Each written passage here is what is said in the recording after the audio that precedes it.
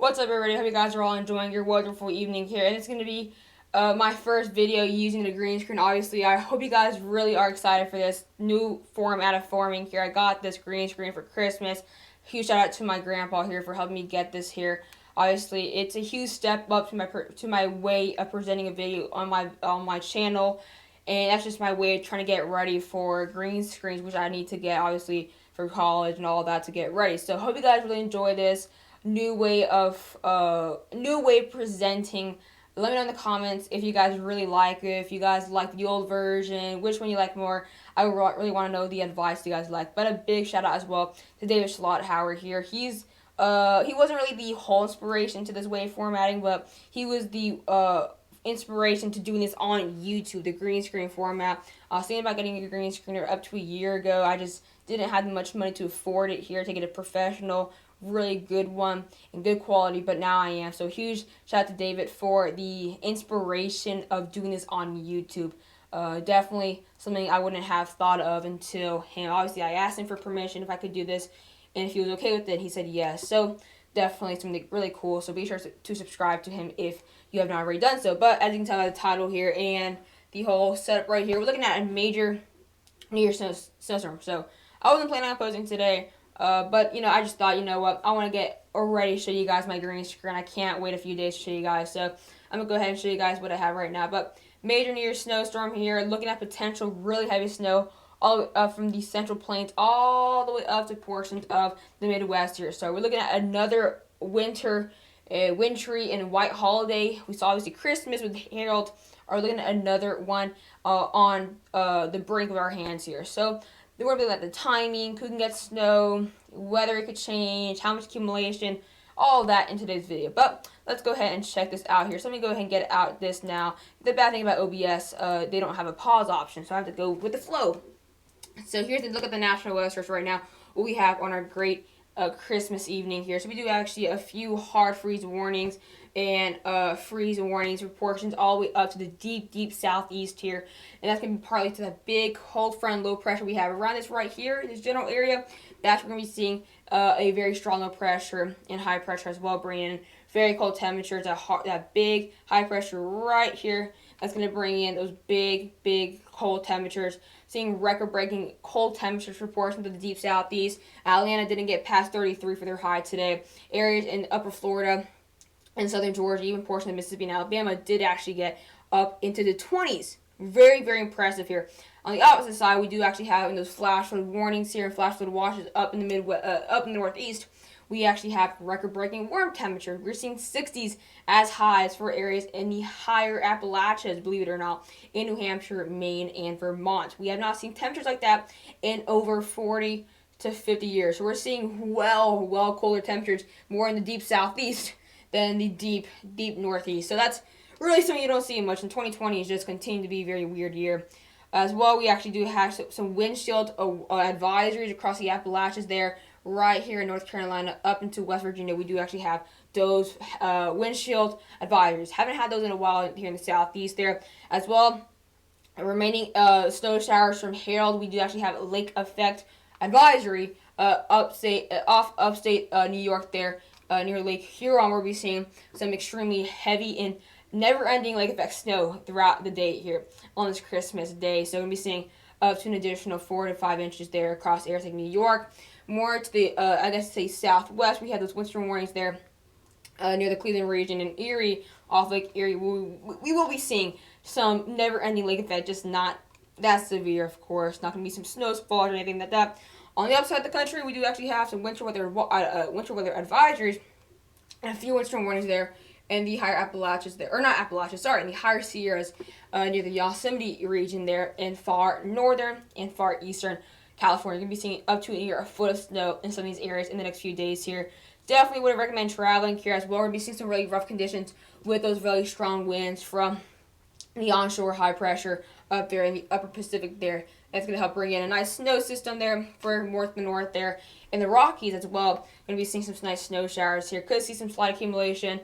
Winter weather advisories in the northwest can mean anywhere from 5 to 8 inches. So really going to be a good amount of snow for some of these areas. But here, looking at the European, what they have for this New Year's snowstorm. So it's not going to be just snow in the year. It's going to be a lot of snow days before New Year's, which makes it a big threat here. So it's going to be days and days. And usually people travel to their family before New Year's, so this is going to bring in a big threat for big highways across portions of the upper Midwest and Central Plains. This is what we see now by Monday. So this is next Monday here. Going to be seeing some snow showers developing all the way down to portions of the southwest and the western plains there in Colorado. Some few flurries here. Let me move this way here. You can kind of see those nice snow showers across these areas. Going to be a few flurries. Not going to be anything major until we get now a day later into now Tuesday. Things rapidly ramp up as low pressure right here. Let me go right here. Really blows up here.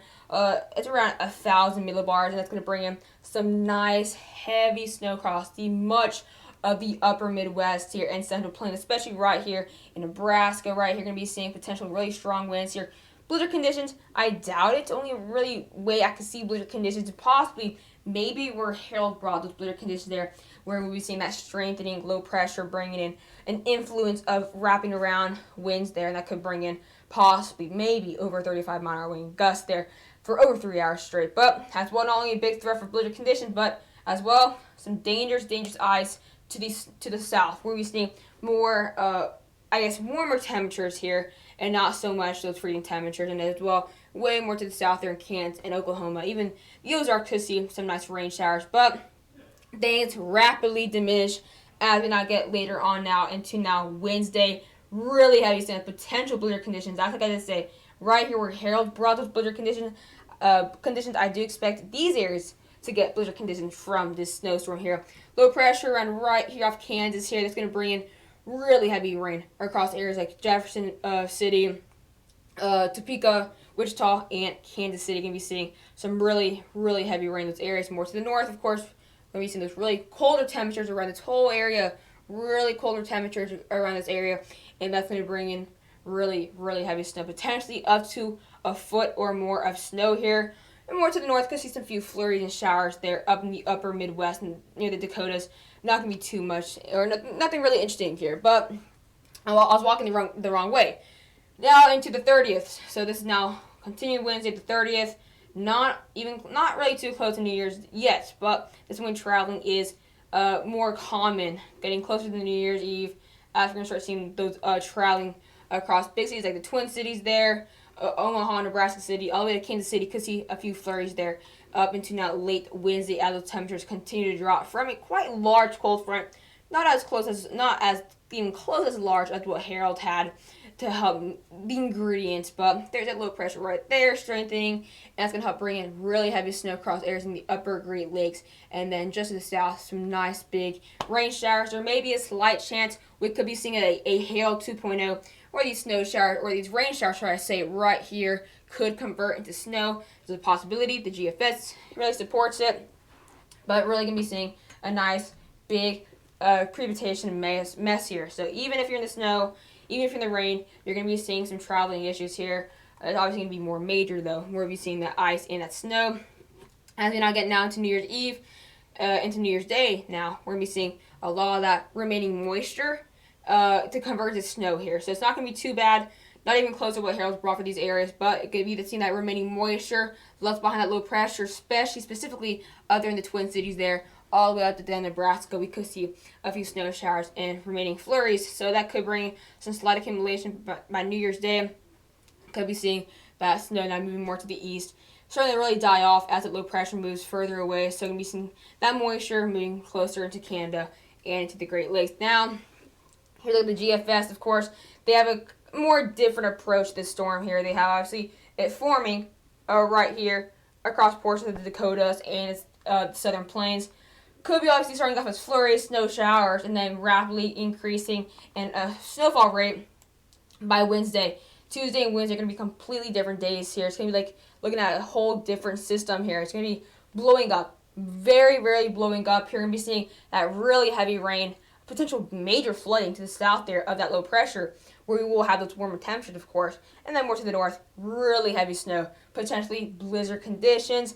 I wouldn't say blizzard conditions at the start, but I do think blizzard conditions are likely by Wednesday night and Thursday morning. So good thing is the worst conditions won't be on New Year's Eve or not New Year's Day. That's the good thing.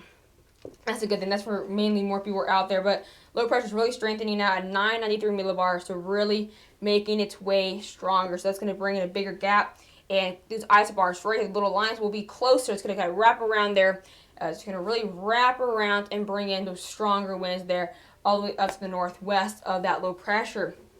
As we now move more to, now it's getting out by near Thursday, those things get a bit better here, a bit better. That snow still continuing up there in areas like the Twin Cities there, Wisconsin, all the way up to areas like as well, upper, more like southern Canada, and of course seeing that big nice trough they're going to bring in these more above freezing temperatures, but yes, really heavy rain. But this is when it's getting interesting. The GFS, or sorry, more like the European, does not show this converting to snow. However, the GFS does. The GFS has a Herald 2.0 pattern here, which is interesting, really interesting. They have potential snow across these general areas right here up into areas where we will possibly see that cold front catching up. So this looks very, very, very, very similar to Herald, except obviously more, like I said, severe, because now going to bring in snow now for areas like near Detroit. Now some heavier snow there near Indianapolis. But as well, going to be seeing potential for some major flooding in these areas here, more to the east there, in the Ohio area, Cincinnati, those general areas that typically get that really heavy rain when it comes to snowstorm like this. So is this possible? Is this whole thing possible? That second wave, I doubt it. But of course, the same thing happened with Herald. No, this is not Herald, but this is a very similar pattern. We have that high pressure right here. That's going to bring the really cold temperatures. Really, really cold temperatures, actually. That's going to be that cold front. It's going to be like that. You're going to see that trough right here. This trough's going to be kind of right here.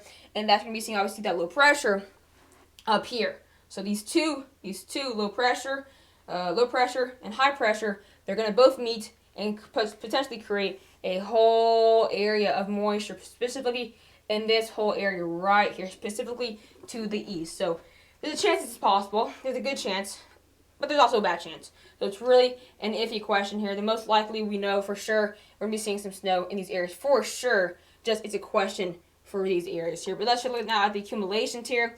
As of now, the European showing a big storm, but specifically for these areas right here. That you could possibly see up to 1 to 2 feet of snowfall. And that's the reasoning is because this low pressure can be right on the butt of this whole range. So that's going to kind of more to the northwest of that low pressure, and we'll be seeing that heavier snow. However, to the south, east of this low pressure, we'll be seeing the least amount of snow and actually the most amount of rain. That's where we'll be seeing those warmer temperatures.